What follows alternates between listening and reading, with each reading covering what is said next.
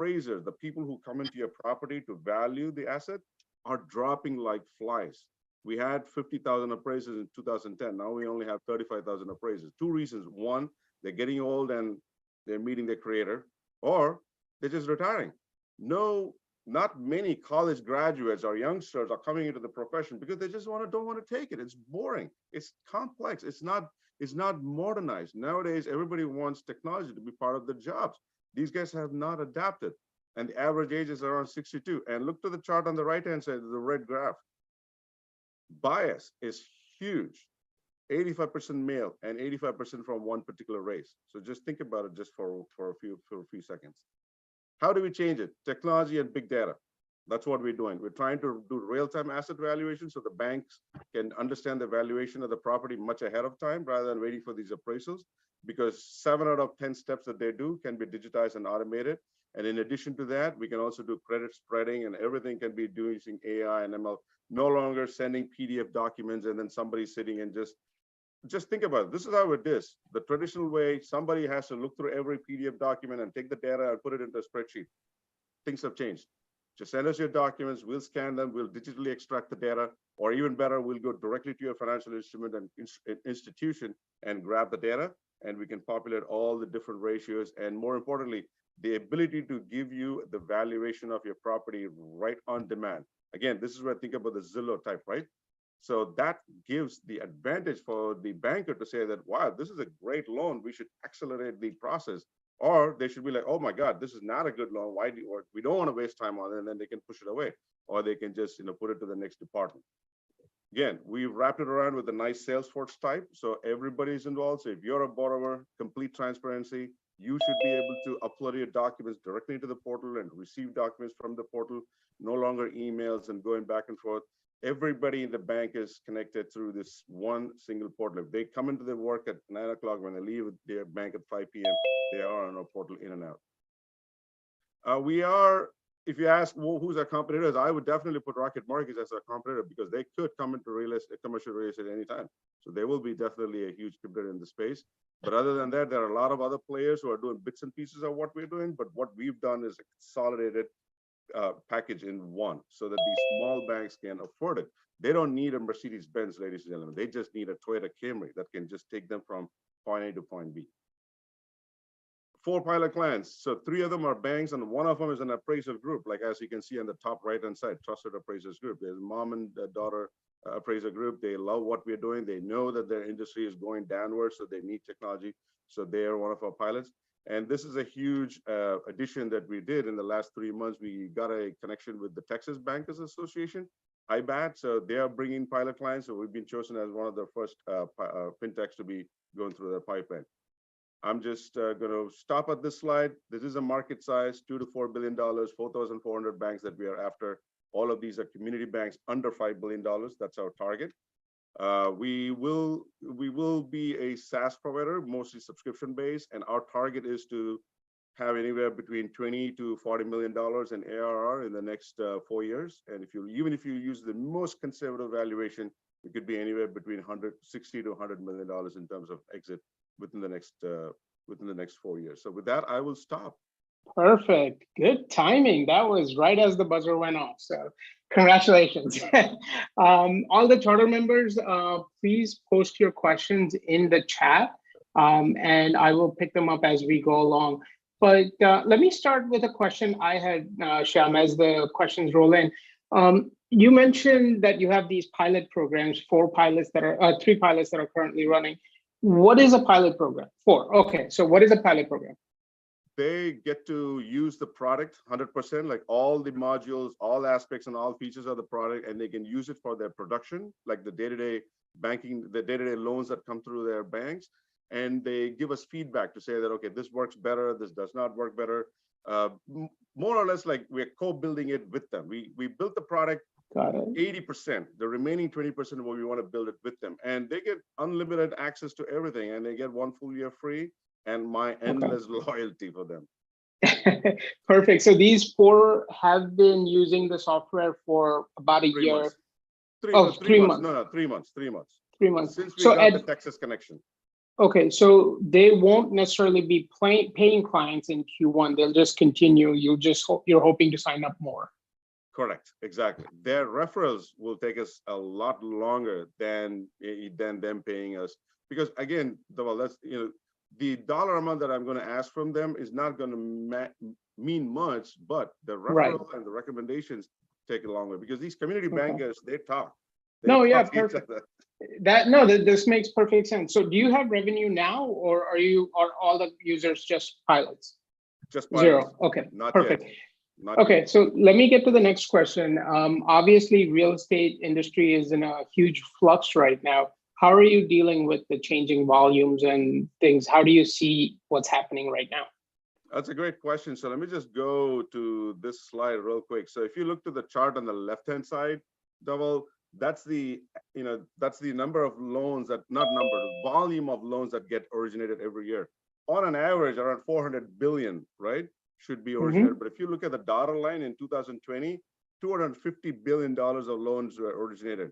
You would think zero would have been originated, right? Because 2020, we literally never even stepped outside the house. But how did $250 billion of loans got done? Because the market is still moving. People are still getting loans done. The valuation of the real estate has come off, but that does not mean loan activity has stopped. Loan activity is still going on. These banks still do loans. See, again, we don't care where the real estate market goes, up, down, I don't care. As long as these banks are doing loans, that's all it is. Okay, so that's perfect. As far as the transaction volume goes, transaction size, maybe that's a better way to look at it. Do you have a sweet spot in mind, or do you hope to work with everybody? How do you think about that? That's a great question. Like, if you look at the chart in the middle, you see the circle, the blurb. These are the banks that are under $5 billion in asset size, like the bank size itself. Like, you think about Bank of America, that's like a $2 trillion bank. But these banks are $1 billion, $1.5 billion, $2 billion, $3 billion asset size. Of the 3 billion or two, let's take an example. Let's say a $1 billion community bank that you might see at the corner of your street. They probably have like a $200 million commercial real estate portfolio. They usually won't go more than 20% of their asset size. So if you think of a $200 million book, they process at least 30 to 40% of those loans every year, if not growing. So that's where the $25 to $50 million in loan volume every year is a number that I come up with these 4,400 banks. So yes, that is a sweet spot. What's the average deal size? 2 million, 3 million. These guys are doing buildings like condos, apartment complexes, like 30-unit apartment complexes, 10-unit apartment complexes, office buildings. We're not going after banks that are doing skyscrapers. These are simple local bankers. Okay. And we're just the other question was, can you help us understand the automation? So what are we actually taking away from the appraisers, and what do you what's the value add for you guys? 100%. So if you think about an appraisal, right? An appraisal is appraising a property. It's not rocket science, ladies and gentlemen. It's just basically an asset. It's like valuing a stock or valuing a bond.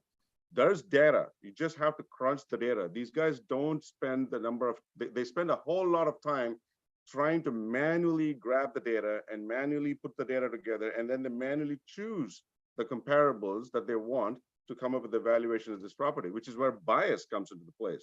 So we're saying, time out.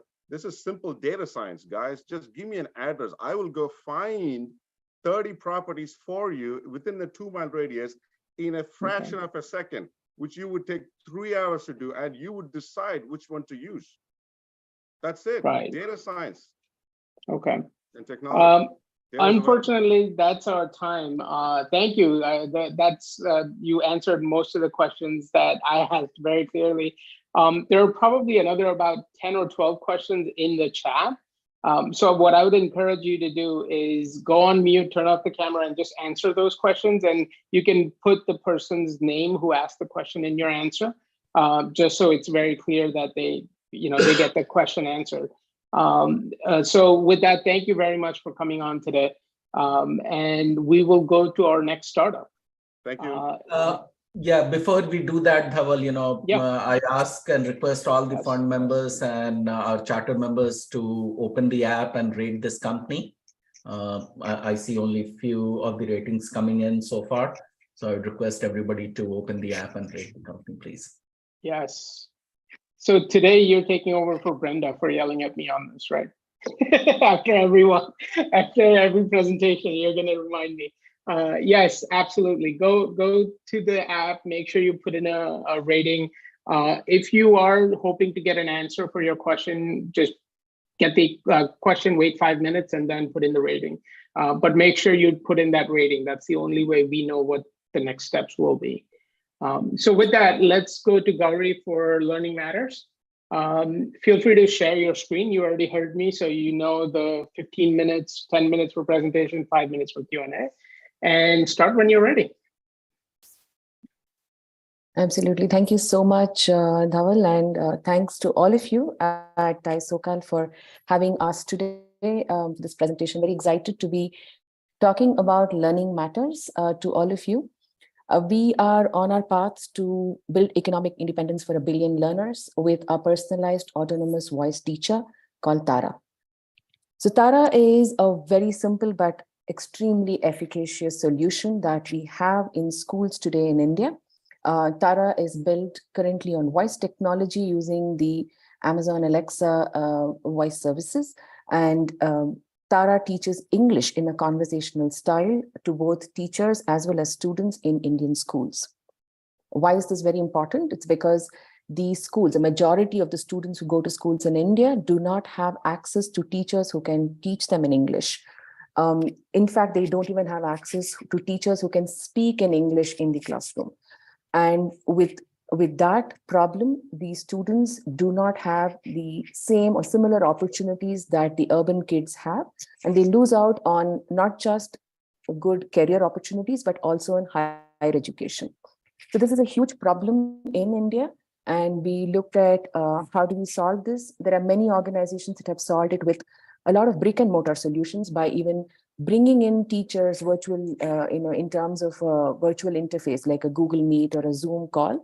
There are many solutions that have been there in the past, but none of them have been really able to scale to the kind of volume that is needed. So Tara, over here we have the Alexa Echo Dot that's placed in the school. The students have access to books that are created by Learning Matters, and the entire teaching and learning process happens in a very structured manner. The teacher is still an integral part of the equation because the teacher is trained on how to teach English in the classroom. So now the teacher feels very empowered because she or he has an assistant in the classroom to be able to teach English in a more effective manner. This works very well in both the low-profile schools as well as the middle-tier schools because it's extremely low in terms of investment in hardware. So that's essentially, Tara, I'm just going to play a quick video, which is going to be a 1-minute video. And this will tell you how Tara is actually working in the classrooms.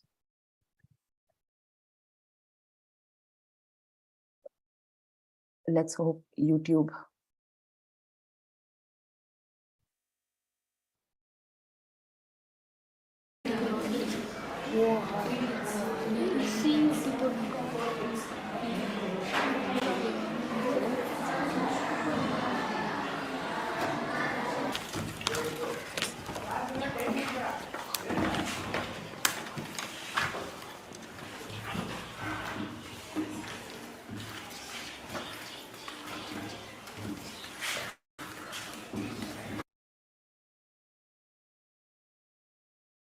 Mat. Good job. One mat. Repeat after me. One mat. One mat. Please say it again. One mat. The picture is of one mat.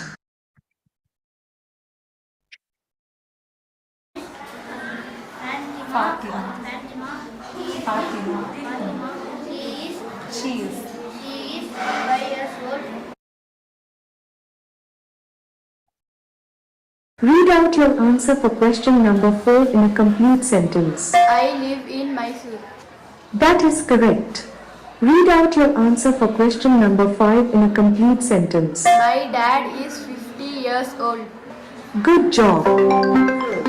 Which sentence is correct?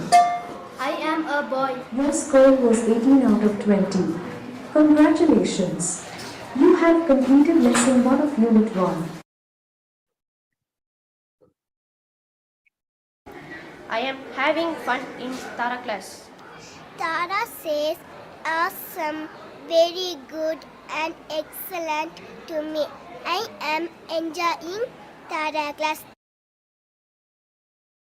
Thank you for watching. That was the youngest student in the Tara class for us. So we have, are you able to see my presentation? Yeah. Yes, unfortunately, the audio is still on, so you might want to mute just that. 1 second. tab. Just one second. I'll just close that.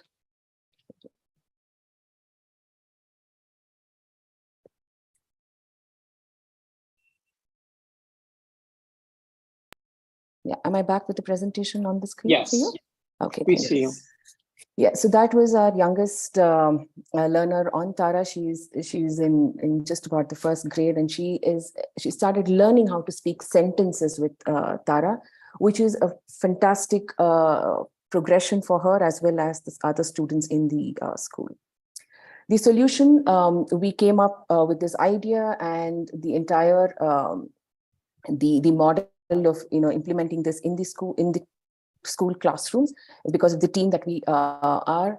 All three of us, the co-founders, come from a very good experience and expertise in the EdTech background. We've each spent close to about 20-25 years in this space, working with education and technology in various proportions. Moorthy, who is also on the call with me today, is the CEO of the organization, and he is the, I would say, the brainchild of Learning Matters. I handle operations, and Saras handles the marketing. Anand, Upendra, and Sri Ranjani are the others in the leadership team, and together we have been able to build the solution and take it to about 3,000 teachers and 45,000 students already, and they are all learning English with Tara. Look at the last 12 months, the current, the ARR is at a good $650K. And in the last 12 months, we've been able to add one school practically every 4 days, which means we've been able to get in customers every 4 days in the system. And as part of our expansion plans, we've appointed 8 distributors who will be able to look at taking Tara to the schools in the geographies where we do not have a direct presence. Looking ahead, we are already on our way to closing a $1.1 million revenue by the next 2 months. We are on target there. And by 27-28, we will close an annual revenue of $12.4 million. And this is going to be with a cumulative number of 1.7 million students on the platform. What are we presenting to you? A very, very mature business. We've de-risked quite a bit. If you look at it, we are in the enterprise business with a large TAM, and we are solving a real customer problem where there's a lack of qualified English teachers. We're a great team with the founders and the leadership team with strong expertise, and we have been able to survive and expand as well during COVID, because we were able to stay relevant and when we're solving a problem that was real for our customers. Our GTM has been extremely promising. We've been able to crack that model in the way we work with the schools and as well as with the distributor network for faster expansion. And last but not the least, we've been able to deliver what we promised to our investors last year on dot. So that's what makes us absolutely confident of being able to deliver what we are projecting to all of you, and to do that, the kind of revenue projections that we want to complete and probably go beyond that. We're currently raising $1.2 million, and we seek, we would like TiE SoCal to participate in this as well. The funds will be typically used to accelerate our business in Tamil Nadu and Karnataka, which are two major states here in India and South India. We'll also be entering 8 new states in India. And there is a lot that we can do on the product in terms of the innovation in bringing in multilingual, a multimodal product, as well as the superior analytics. We already have analytics today. We would like to scale that up really well. A custom ASR is something that we dream to build so that it can bring in a lot more personalization in the entire product. So thank you so much for the opportunity. I'm open to questions, and yeah, Moorthy is also here with me today, so we can take the questions together. Gowri, there were a few questions in the chat which I answered. I can read out the questions from the latest ones, and you can answer that. I'm happy to. everyone? I'm happy to facilitate the questions. Sure, please. First, 1.2, are you using a SAFE or is it a direct equity offering? We are looking at direct equity. We issue CCPS. That's the mode that we have taken so far, and we'll continue to do that. Okay, perfect. Let's start with the educational materials that you are either replacing or augmenting. So are the traditional textbooks and things like that? Oh, sorry. The timer is going off now. Okay, so the traditional textbooks, are they not necessary anymore? Are you augmenting them?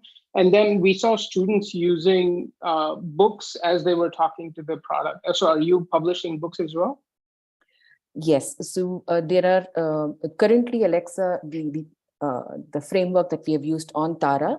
We use our own curriculum, our textbooks, and it augments the learning in the classroom. These students they're not at grade level proficiency level. They cannot read their grade level textbooks. So there is no point in giving them the same textbooks. So we are looking at building that proficiency and then transitioning them to the grade level books. So this is really just for the introductory period. Well, introductory period is basically, like, very long. let me put it this way. If you're starting by learning ABCDs to speaking in full sentences, that process might be several years for an average student. Where are you participating in that process? Okay, so Tara is English as a skill. So we are looking at it as a functional English in the classroom. So they don't really start with phonetics or phonics. They don't start with that on Tara. They are directly into the functional English. So what we're doing is building their confidence in using the language, giving them that exposure to use it. There are not many people speaking to them in English in the first place. They don't even listen to the language. So with this kind of a solution, they're able to hear the language, the sounds of the language, and be able to practice it. We are able to give them that, starting help over there, and then pushing them up to a CEFR level of A2, which is that of a basic user. So that's typically what we do in the classrooms. Once they are at that level, then they can get on from there. Perfect. This is really interesting, and your GTM is obviously going through schools, but it really seems like this can be done anywhere, even at home. So have you thought about that process, and why schools? Okay. Sure. So this is in the context that we are working right now in the Indian schools, where we're talking about the schools which are there in the middle of the pyramid, right? So there are students who may not be able to afford a hardware in their house individually, right? I mean, they may not have the infrastructure available in their house, in their homes, to take an Echo Dot device in the house. That's not possible. They may not have an access to their mobile phones at home all the time. So in a school, it becomes a lot easier for them to use the technology. And they're all first generation learners. So they don't have any support in their homes from parents to be able to teach them if they're stuck at something. But in the school, the teacher, the facilitator, if I can call them that, they are available to guide the students. So that's why we looked at the enterprise model. So that's the path that we have taken. You're right, it definitely can be an asset to so many people who would like to learn on it individually at home as well. Okay. So let's talk about the device itself. Are you charging for it? Are you leasing it? Are you selling it? And then what is the pricing model when you enter a school? Okay, so the average revenue per school is 3.5 lakh rupees, which is $5,000. Yeah, that's correct. $5,000. $5,000. Currently, we are about 4 lakhs rupees average revenue per school per year. Yeah, and so we charge the school for all the students. The students don't get an option. The school decides if the school has 200 students, they subscribe all the 200 students onto Tara. They have 300 and all 300. The students are charged per student rate. We charge about 1,500 rupees per student. That translates to about 4 lakhs rupees for us. with about 200 students or whatever. Average number of students in a school is right now about 200 to 220. Okay. So does that include a set number of the Alexa devices also? Yeah, That's for correct. about 200 students, they need to use only one device because they will be using it in a timeshare manner. So they don't use the device continuously in the classrooms, right? So they use it in a timeshare manner. One device is about 2,500 Indian rupees. So when you apportion that to about 200 students in a classroom, it's very, very negligible in that sense. So it costs about 5 rupees per student per year. It's as low as that. Wow, if you assume 2 years as the life expectancy of an Alexa Echo Dot device, it works to just 5 rupees. Wonderful. Okay. Just out of curiosity, why Alexa device? Why not diversify beyond multiple platforms? Is there a risk associated with just one platform? Yeah, thank you, Dhaval. Yes, that's one part when I spoke about, the multimodal as well as the platform agnostic Tara that we want to create. We've already done our POCs on Google as well as Almond, which is from Stanford University. It's an open source voice service. So we chose Alexa because it was easier for us to use it, and Alexa as a device, it was available in the market for schools to buy on their own as well. Our subscription does not change with respect to the number of devices that a school has. It's independent. So we're not really worried, or we don't really get affected by the number of devices that are there in the school. Alexa was easier to procure, and that's how we went into it. Got it. So if the school wanted to expand, they could buy additional devices, and it really wouldn't affect your business model. Absolutely. So as long Tara will be able to detect whether it was invoked using a Google device or a Alexa device or a custom device, which we could definitely look at some point in time. It's just a speaker and a microphone area, right? And that's essentially what we need. Perfect. So there are, again, several questions in the chat that now you can certainly jump in and feel free to answer. And if there are other questions that you want to add more to, feel free to do that as well. Just make sure you put the person's name in front of your answer. So this way they know that they're getting the information. And all the charter members, feel free to interact. Feel free to post more questions if you'd like.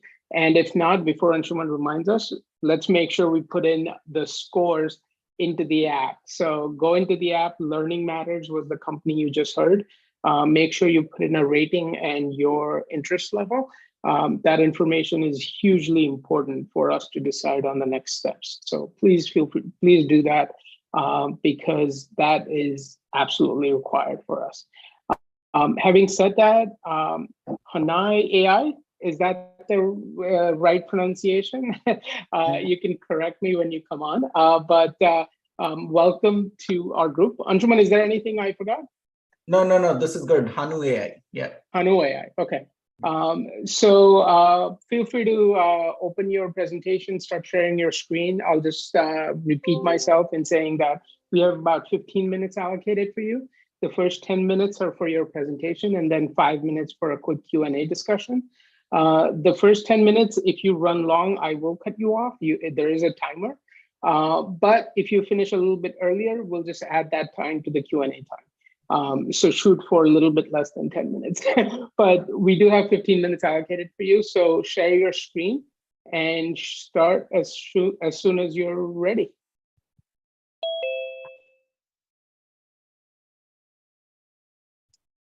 Who will be presenting for Hanu AI? It will be Prerna. Oh, Prerna. Okay. Prerna. So Prerna, please share your screen. Hi. Yeah. Good evening all, and thanks for this opportunity. Let me quickly share my screen. Just let me know if you see this. Not yet.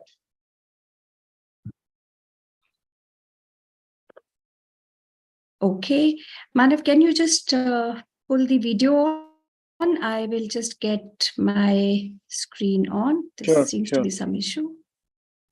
Okay. So I would... Anshuman, do we need to give Prerna permission? Hopefully that's not the issue. Yeah, no. The issue is not on our side. Okay. Yeah. Okay, so Manav is able to share that. Yeah.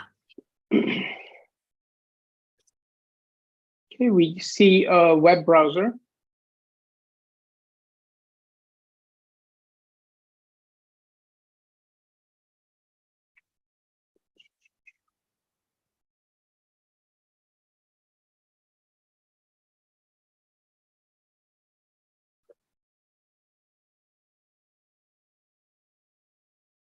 It seems like you're searching for something. Is the presentation on the web? Oh, there's a video. Okay. There is no sound. So can you hear me? Yes. Yes. Yeah, okay. So as this video is being played, what you see here are different kind of roads. One was the rural road, which you had just seen. And this is the city road. This is the Chandigarh road. Are boxes which are being created on the road. So what is happening is our vehicle is moving and there is a device which is attached. And as it is moving, it is capturing potholes, patches.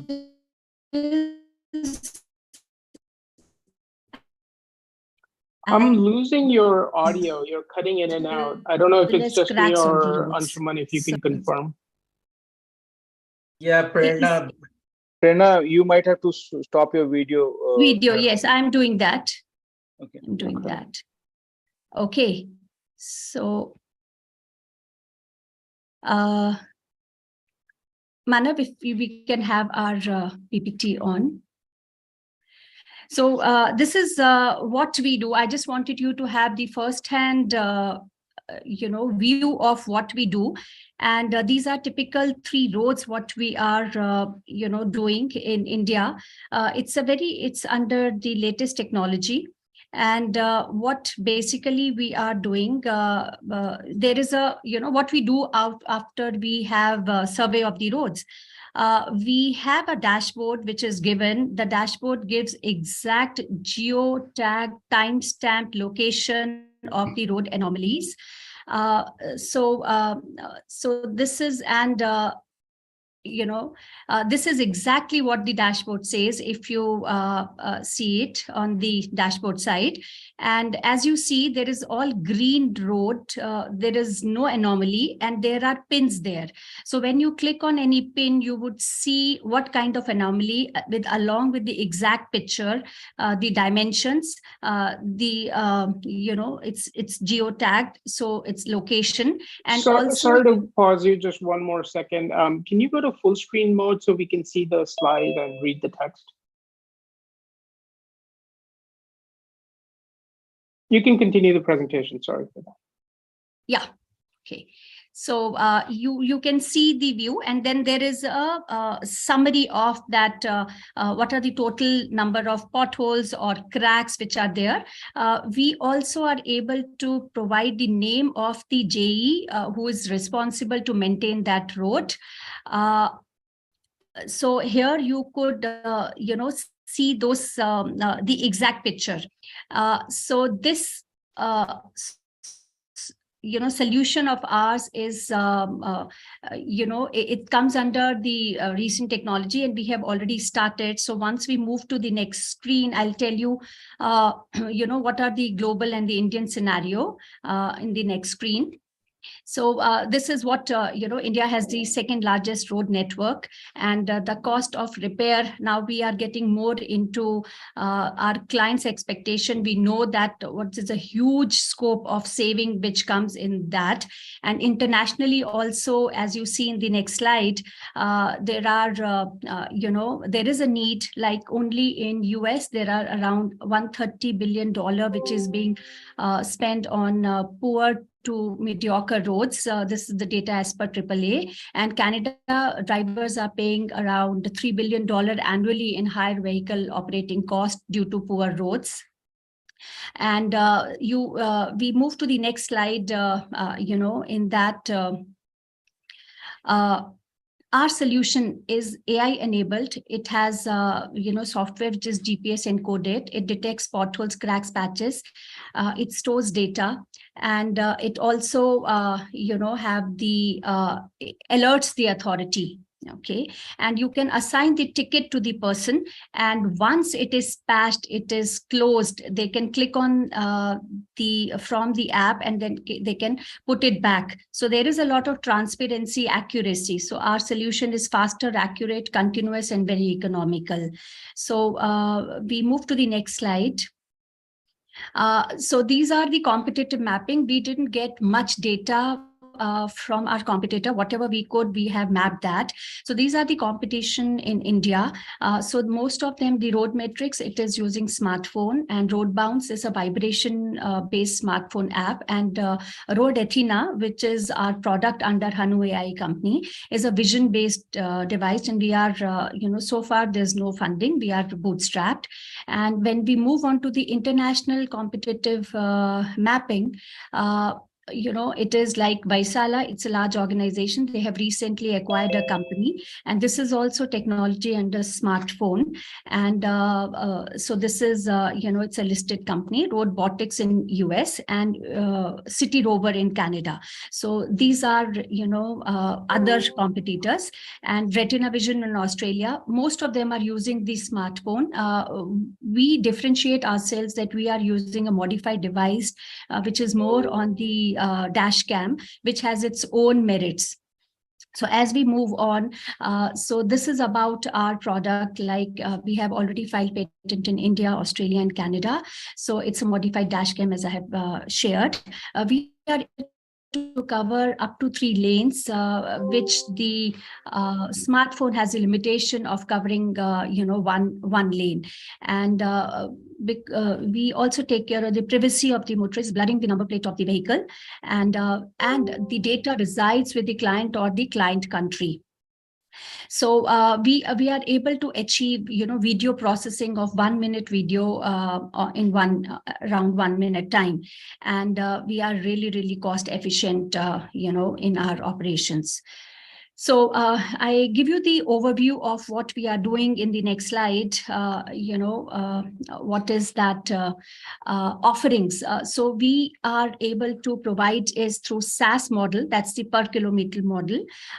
We also have as a white label enterprise model. If we have more than 50,000 kilometers, then we can give it as a white label enterprise, where we support and manage and train, and also data as service, where we have started exploring the option in case the data is uploaded and we are able to process that.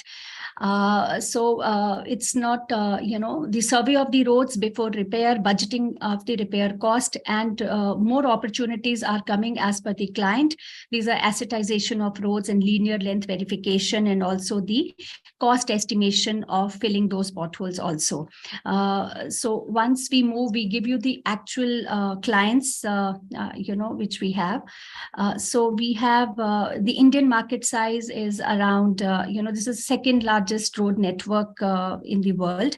So the 10% of the survey, so it is like 2,500 plus crores is cost which has been allocated here, and it's like more than around 100 crore per year for the maintenance, the opportunity cost. Okay. So what we have working so far now are the UP PWD roads. So they have the annual budget of INR 1,200 crores for 3 lakh kilometer. Punjab Mandi Board, they have 65,000 kilometer, which needs mapping and also the survey. And so we have already initiated with Uttarakhand the pricing model stage. So when we move to the next slide, you will see what we have in hand and how much are we doing. So we have recently started, and we are really, really happy and glad that we have been taken up very, very well by most of the governments. They are trying our product, and we have already got the order, which we are, as we say, we are executing. So in North, in spite of all the cold and the fog, our teams are still out and they are doing the survey, and the backend team is processing the data. So that's a very, very big achievement for us. The moment we started the meeting, we are started getting the POCs and the orders. So around 85 lakhs is the approximate order size which we are talking about. And this is all in pipeline where the discussions is happening. So on the next slide, so way forward is this, we have already, shared if the Punjab Mandi Board. So this is just one segment. We are already initiated with the success of Punjab Mandi Board. The Punjab PWD, our meeting is scheduled coming week. And most likely on the basis of this, we are quite likely to get the PWD roads also. In Lucknow as well, there is a huge opportunity of assetization. What we are in discussion is the complete, because the volume is huge, so it would be enterprise model, which we need to work on. And Dehradun, we are already started working on the pricing model for them. So these are other players like Emil. So they have the conventional NSV vehicle, where we are also in discussion to have our solution there. And the speed of processing the data is very high. So in Australia, we have already bid, but we didn't have our company in Australia. So we have done it through some other company, but we actually qualified all the criteria they had put in there. So when we move on to the next slide. So just time's up, but take 30 seconds and just finish the thought. Yeah, so this is the last slide. So this is what our ask is, and this we wanted for our product improvement and automation, and so execution of the orders which we have in hand and in pipeline. And because we are bootstrapped company, so far there's no funding raised. So this is what it is, and we have the actual government tenders in hand. Wonderful. So we'll stop the presentation there. Really interesting idea. Can you tell me a little bit more about the actual device that you're using? You said it's a dash cam, but are you driving those dash cams yourself? Could they be mounted on other vehicles? And how sensitive are the cameras? Are you picking up potholes of a certain size, smaller, bigger? So please tell us a little bit more. Yeah. So I'll take up. Yeah, sure. You just come up to the slide of on our founders, and then you can answer the question. Okay. So so basically we are using a modified dash cam, which is like a normal dash cam. Only thing we look for is like image stabilization and 2K HD, loop recording, and motion detection. So these are the 4 features which we capture. And so this is a pretty standard device. And we are able to cover up to 30 feet of road width by 130-degree angle wide. And also it works in the quite like aggressive light conditions. So it can work with the bright sunlight, and it can work towards evening twilight zone also. Okay, so we are using that, and we have built our own GPS logger. So we are combining these 2 feeds, the GPS feeds and the camera feed, and creating the complete video, which is like geotag. Okay. Are you driving those cameras yourself, or are you mounting them on currently, government vehicles? So we are mounting on the government vehicles. So they are standard, like they have Mahindra Bolero vehicles, and we are mounting at the back of them. And it can be mounted, the recording can be done, and then it can be taken out and it can be put in another vehicle. So that's possible. Okay. And how are you retrieving the data and processing it, and how long does the whole process take? Sure. So basically the data is stored in a SD card. Okay, so we in the evening we collect the SD card. So it has almost 10 to 15 gigabytes of data. So we take it back, we put it in our system, we process it, and we are able to process approximately 50 kilometers of data in one day. So that's the speed which we have currently. But if we scale up, we can put more units and more people into processing, and we can scale up to 200 kilometers processing per day. Okay, so is that one of the things you hope to achieve with this round? Yes. So because we need more GPU graphic card machines, because when we run computer vision model, it takes a lot of processing actually. So that's where we need, So the idea is to get to 200 kilometers per day. Yes. Using this round. Yes. And how will that satisfy the demand that you already have in the pipeline? Yeah. So basically, the thing is that it's like you have to do the survey before the road has to be repaired. Okay, so they have these cycles, like yearly cycles from the various government department.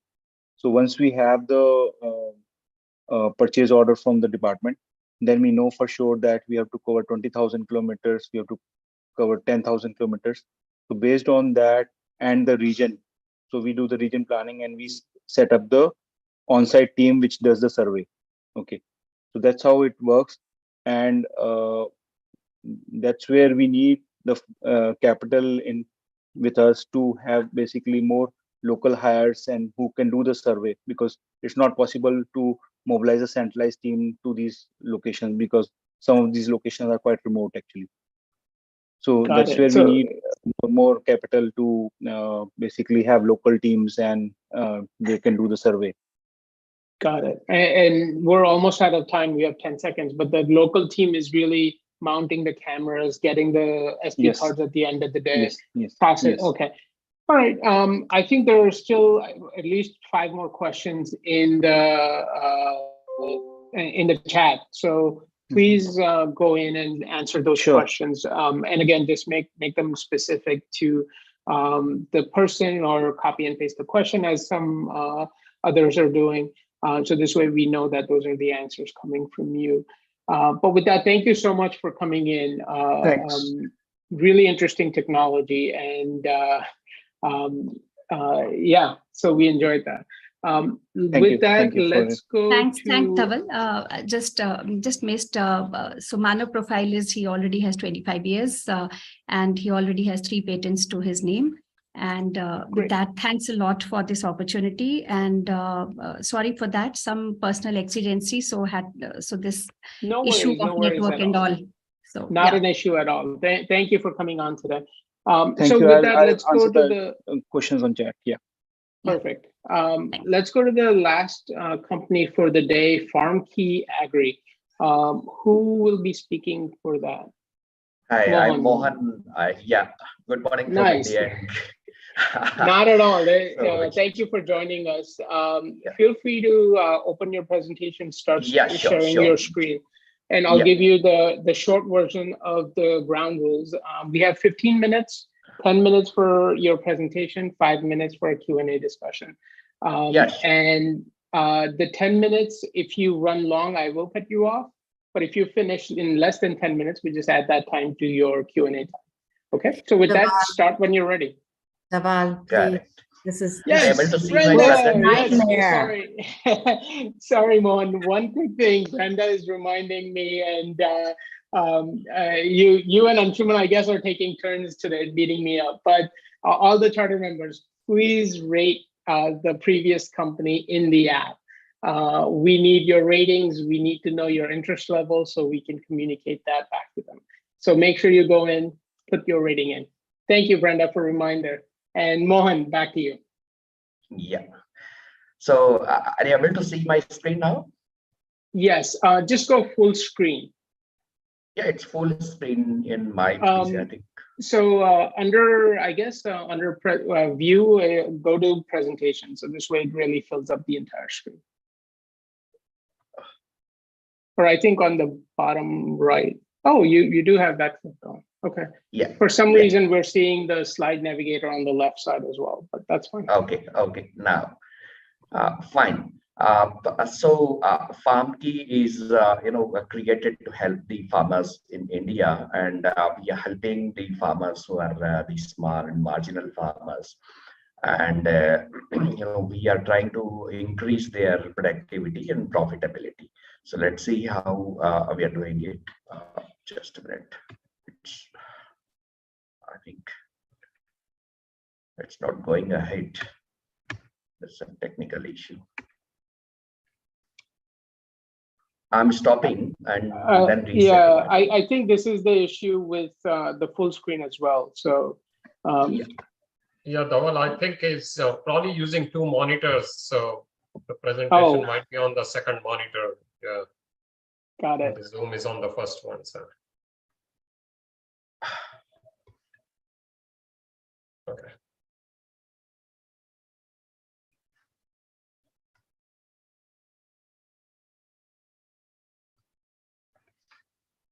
Yeah. Now. Now we're getting a blank screen. Why? Because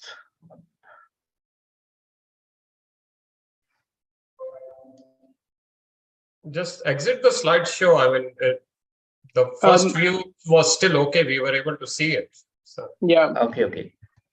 Just a minute. I think.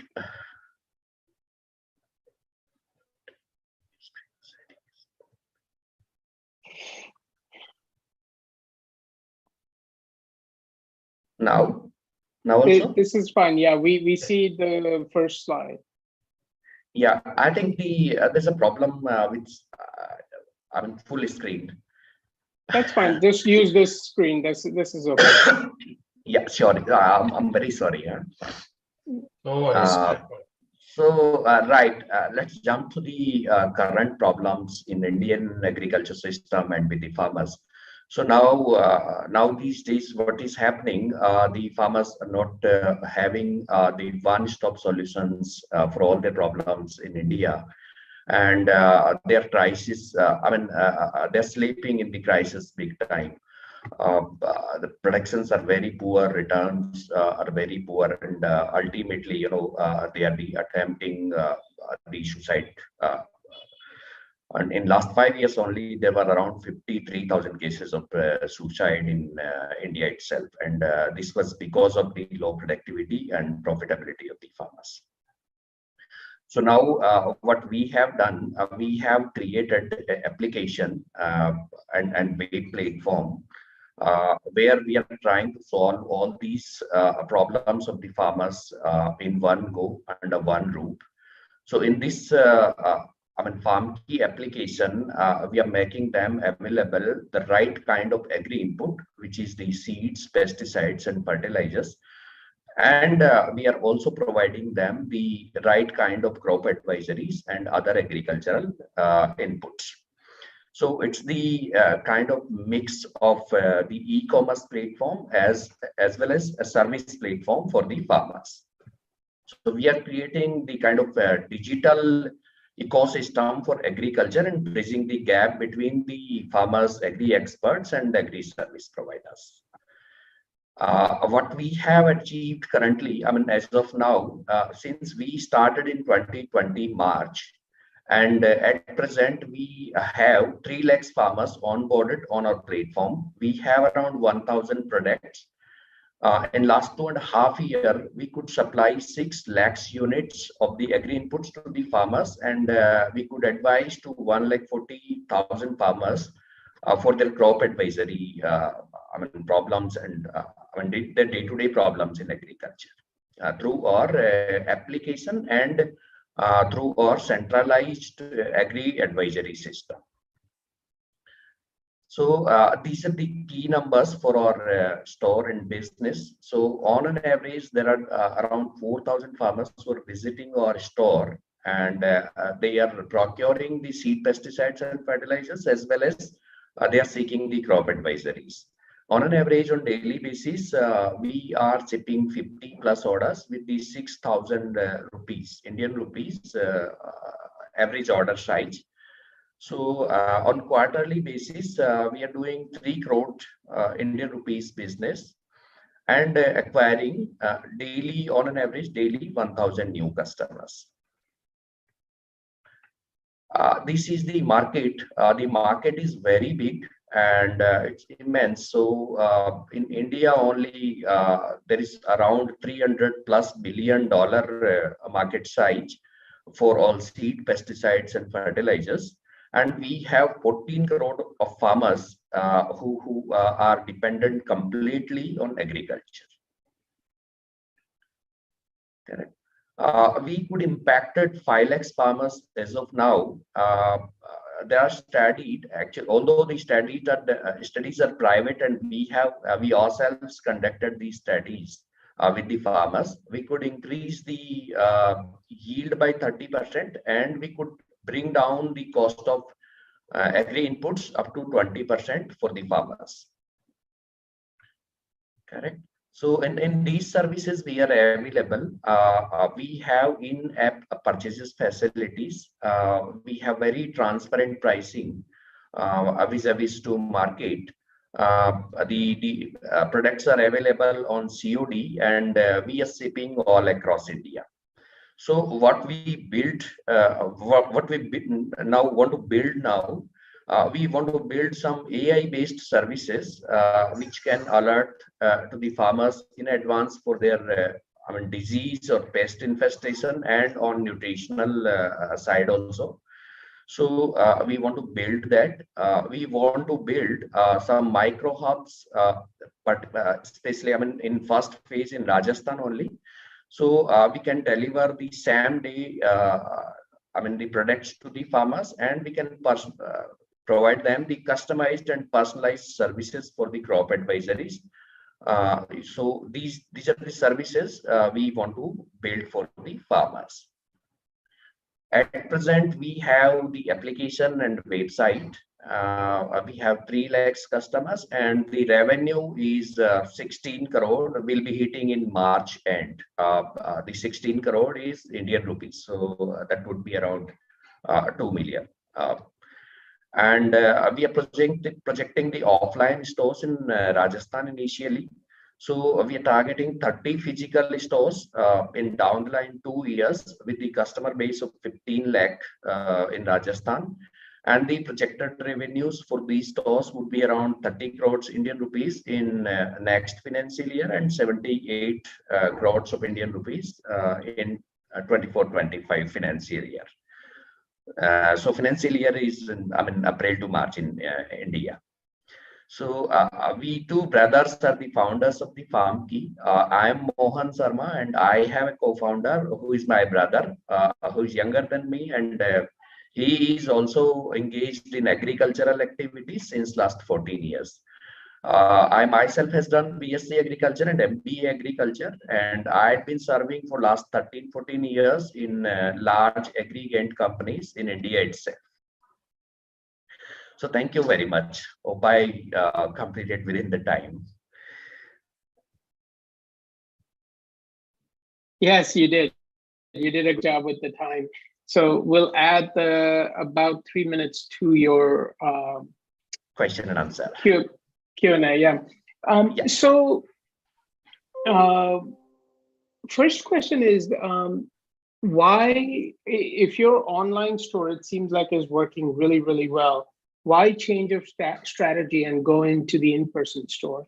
Why not stick with online and try to just expand your base there? Yeah. So there are farmers who do not have access for the internet connectivity. And there are farmers who has given us feedback that in online space, the deliveries are reaching in 5 to 6 days to the farmers. In that scenario, what is happening? The seeds are okay. For seeds in India, farmers are planning well in advance. But for pesticides, the planning, farmers are not doing that much advanced planning. So they want the pesticides and fertilizers, quickly, maybe same day or next day. So in that scenario, we want to expand for physical stores. Okay, but I can certainly appreciate that. But if you know what seeds farmers are planting, then as a company, as a service provider, can you project out when they'll need the fertilizer, when they need pesticide, et cetera, and create a schedule for them so this way they can forecast instead of doing it last minute? Yes, that's what we want to build. That's in this slide only, I said that we want to build that kind of technology where we can forecast the requirement of the pesticides and maybe nutrition as well. Perfect. How much, going back to the main point, how much money are you raising, and what vehicle are you using? Is it equity? Is it a safe note, etc.? It's equity, and we want to raise 8 crore Indian rupees in the form of equity only. 8 crore, that's about $1 million. Yes, $1 million. Okay, perfect. Let me just go through a couple of questions here real quick. Yes. how do you deal with the diversity in India? Obviously, if you're in Rajasthan versus South India versus, there are a lot of different geographies, languages, etc. With farmers, I am assuming it's not all English. So how are you dealing with the diversity in India? Yeah. So the half of the part of the India, they understand the English, right from Jammu and Kashmir to Maharashtra. They understand Hindi, sorry, not English. So they understand Hindi. So we treat them, we speak them in Hindi only. And in southern part of the country, yes, they do not understand the Hindi, but somehow, we are managing the communication in English. So most of them, are using English as a language. As I said you that, there are, maybe 5-10% farmers who can speak English, and they are only the our customers in southern part of the country. Yeah. Okay. So not whole number of farmers are our customers. Okay. So maybe that's another opportunity, expanding into other languages. Yeah, in other languages as well. Yeah. We want to be multi-language as well. Okay. Again, to all the charter members, feel free to post your questions here, but we'll keep going with the conversation. Have you considered partnering with local businesses, local shops, and other things instead of opening your micro distribution? So this way your overhead cost isn't as high, but you can still provide the service. Yeah, that one. So, sorry. What is happening? The local shopkeepers are pushing the kind of low quality products to the farmers, and because of that, the yields are hampering. So for local, shopkeepers, the primary aim to earn much while selling the products. So that is the bigger problem. Okay. So that's why we are not partnering with them, and we ourselves are procuring all the material, and that is the quality kind of material. Got it. So they can't be price competitive. Yes. Obviously, I forgot to ask you, you're raising $1 million, about 8 crore. What is the valuation? It's 80 crores Indian rupees, so which is the kind of $10 million. Got it. Okay. Let's keep going. So right now, you're essentially a storefront with a warehouse, right? It's essentially the Amazon model that you have currently. Pardon? I could not get you. Right now, what you have is a website where people can place orders, farmers can place orders, with a warehouse where you essentially ship out the product. That's essentially what you have today. Yes, correct. We have a warehouse, so which is located in Jaipur, Rajasthan, and then people from all across country, they places the order, and we ship it from all Jaipur. And the shipping is not yours; you're using the common carrier. Yeah, we are using the other e-commerce companies for shipping purpose. Got it. And the idea behind developing AI and then micro centers is to basically speed up the entire process. Speed up the entire process, yes. Okay. What were you doing before you started this company? Can you tell us a little bit about your experience? Yes, sure. So I graduated in 2006, and then I joined the company called Bayer, which is the largest agrochemical manufacturers of the world, or biotechnology as well. So I was serving to Bayer, and then for 5 years, and then after I joined the Thomson Reuters. So I was in the wing of agricultural intelligence services in Thomson Reuters, and on later I joined the ICICI Bank as well. So in bank, I was working again with the farmers. I was in pharma finance, so it was the finance part of the bank. And then in 2020, I started this company. So I have the experience of fertilizers, seeds, pesticides, finance, and feed as well, and agricultural intelligence. Yeah. Perfect. So speaking of finance, can you just take us through where you are today? So what your current revenue is on the sales you already highlighted, and what your margins are. So what's actually on the bottom line, if you're profitable or not. Sorry. So last year we could generate the revenue of $1.2 million, which is equals to 10 crores. And this year we'll be hitting 16 crores INR. That will be $2 million. We are operating on the gross margins of 8% as of now, but definitely after opening the stores, our gross margins would be increasing because we would be introducing some private label product as well, and we would be saving big time in shipping cost as well. Okay. So you expect the margins to go down as the shipping cost should go down, right? If you have micro setups? In case of physical stores, there will not be shipping cost. Farmers would step in the store and then they'll procure the material by hand. So the shipping cost is very huge. It is maybe 2 to 3% of the orders. So we'll say that shipping cost. Yes. So in that scenario, the margins will go up to 12 to 13%. Got it. Okay, perfect.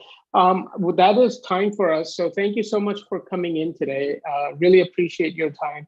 And I think we've answered most of the questions, but feel free to go into the chat and see if there are 1 or 2 questions that I missed.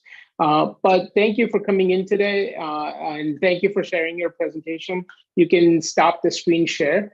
And with that, charter members, before I get yelled at, let's go into the app. Let's make sure we rate all 4 companies.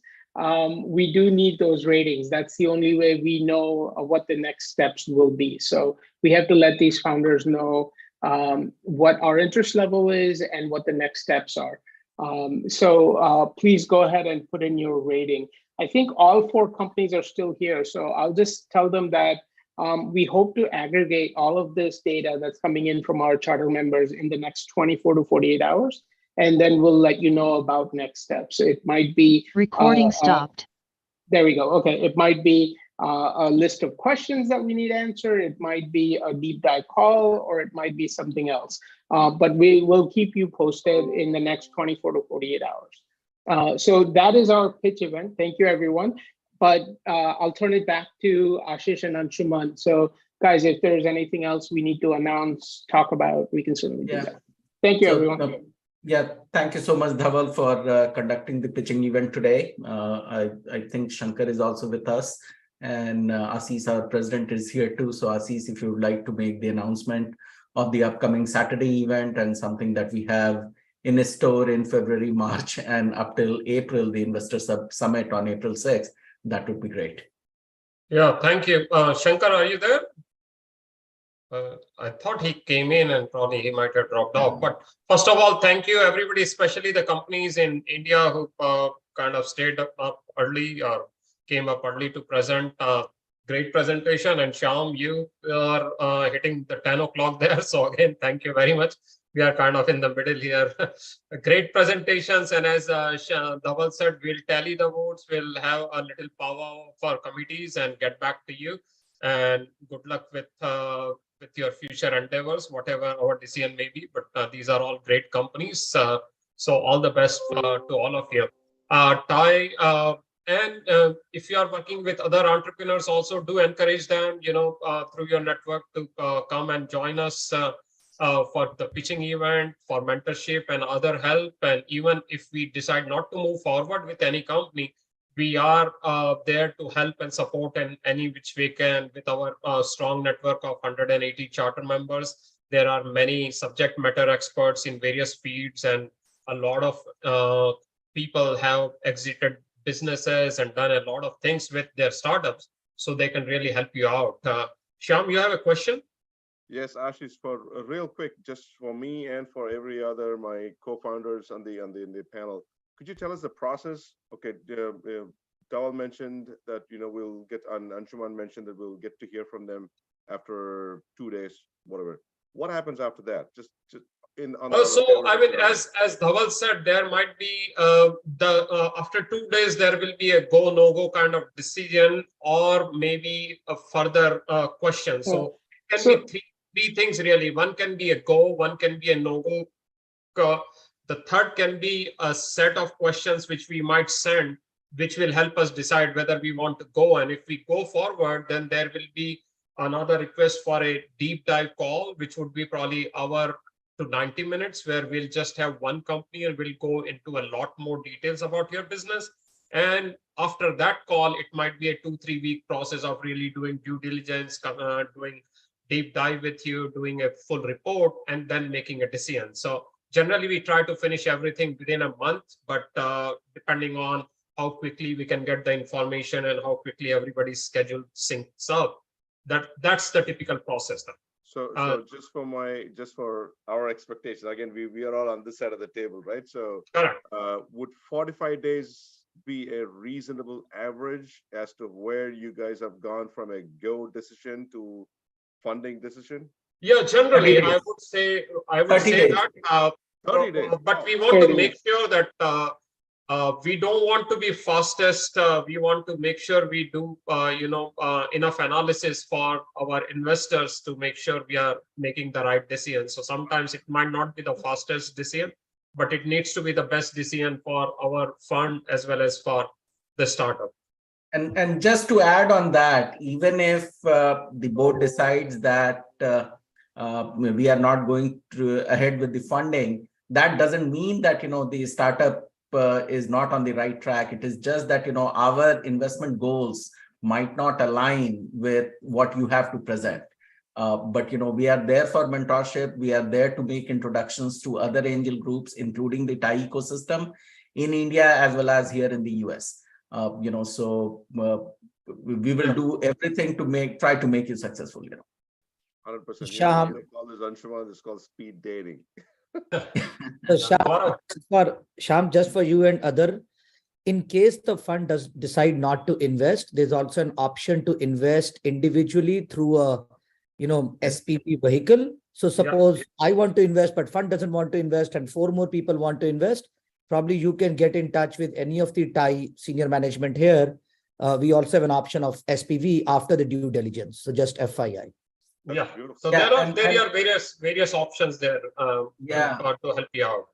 How that process works, that we will tally the vote tonight or first thing tomorrow morning, present it to Shankaram, who is the managing member of the fund, and present it to the board. If there is not enough interest from the voting that we got today, but there has been interest from some of the voting members as well as from the charter members, when we sent you an email, we will include them in CC so that you can start your relationship with them to take it forward. If the fund decide not to, as a go, no go. If the fund is participating, then we will lead the due diligence and the deep dive and the Q&As, and we will keep our membership of charter members as well as the fund members keep informed, and then they may participate alongside with the fund. They may just participate on their own, directly dealing with you through a SPV vehicle. Beautiful. Love that. Guys, give me a call. I'm only a stone throw distance from you. I'll fly in and come over to Cali. Yeah. Of course. Yeah. Any other questions? Thank you. Actually, speaking of which, talk about Investor Summit. Yeah, so we have an investor summit coming up on April 6th, where we invite startups to pitch in front of about 40-50 different angel investor groups from across Southern California. This would be our 4th year of startup pitching and an event like that. Our last event was in August, very well received. Over 300 investors and startup members participated in it. Full day of event. TiEinvestorsSummit.com is the website for you to check it out, and more information will be going out in next few weeks and months as we drum up that event. But yeah, that is a big event where a lot of TiE chapters from across the nation also participate, in addition to a lot of other angel groups. So it's very rare opportunity to have the ability to pitch in front of 40-50 different angel groups in one shot. So do avail that opportunity if you are still in fundraising mode in March, April timeframe. A couple other things. Basically, we have a full calendar coming up. We have a in-person event January 21st, this Saturday. Seems like a sold out event already. 130 registrations we have.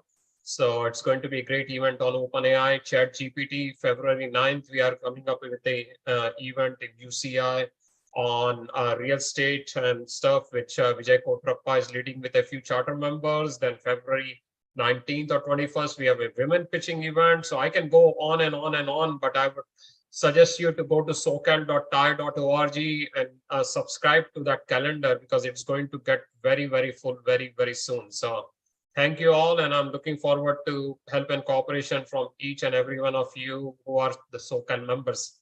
Thanks, Shyam. Yeah. Anything else, Anshuman, before we end the call? No, we are good now. Thank you, everyone. Have a good night. Thank you. Have a great evening. Good morning in India, wherever you are. Bye-bye. Good luck to all my other co-founders on the other side. Make sure you vote before you close the Zoom. Okay. Bye, everybody. Bye. Bye-bye. Say back, you guys, Anshuman. Yeah, long day today, yeah, from 7:30 in the morning, call after call. Early morning से काम कर रहे हो आज? अरे आज इतना काम टाई के लिए अपने प्रेसिडेंसी में भी नहीं किया यार.